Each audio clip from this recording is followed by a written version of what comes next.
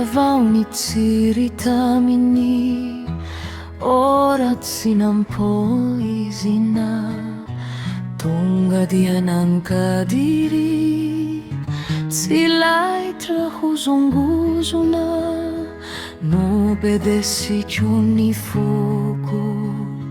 no tsatsoiko ny adalany no valia ny toloko dia noho ianao ihany aza dia soina ity fo misary adala ny fitempo ny henoina mitempo anao ry malala ny raha mikoriana ao anatikiana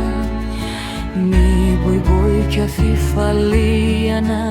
raha vao mahitanao